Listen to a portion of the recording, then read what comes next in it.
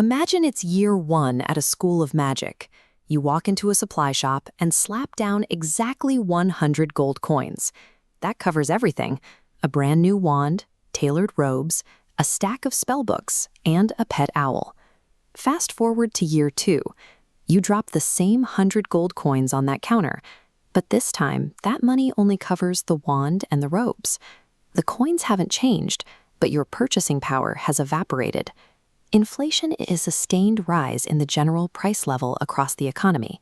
If the rate drops from 10 to 7%, prices still rise, just slower. That's disinflation.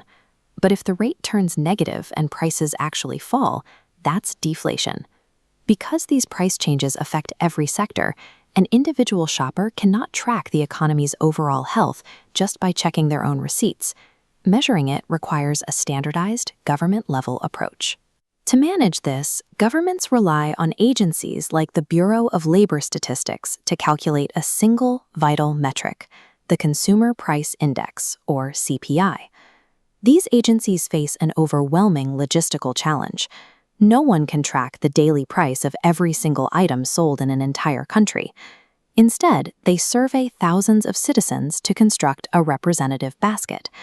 This contains only the specific goods and services consumed by the average household, things like staple foods, housing, and transportation.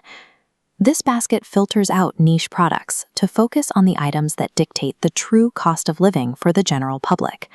A simple list isn't enough, because different expenses have different impacts on a budget. A price hike on a minor treat hurts a household far less than a small percentage increase on a major expense like housing.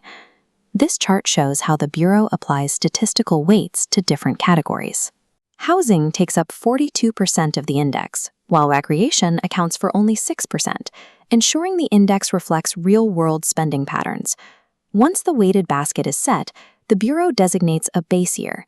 They take the total cost of that basket and convert it into a baseline index value of exactly 100. Now they can measure change.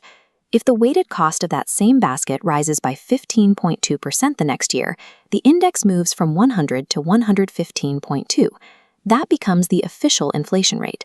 The CPI transforms millions of daily price fluctuations into a single metric of economic health. High inflation creates clear losers. Individuals holding cash or living on fixed incomes see the real purchasing power of their money disappear. Borrowers, however, often benefit.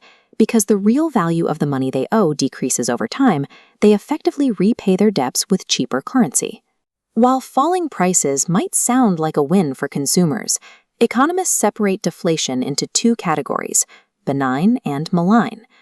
Benign deflation is a positive outcome driven by increased supply. Widespread investment in infrastructure makes production cheaper, expanding capacity and lowering prices naturally.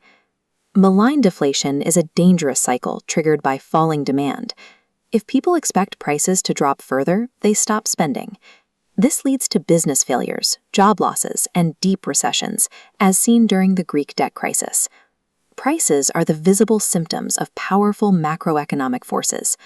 By using the CPI to monitor these trends, governments attempt to prevent the economy from spiraling out of control.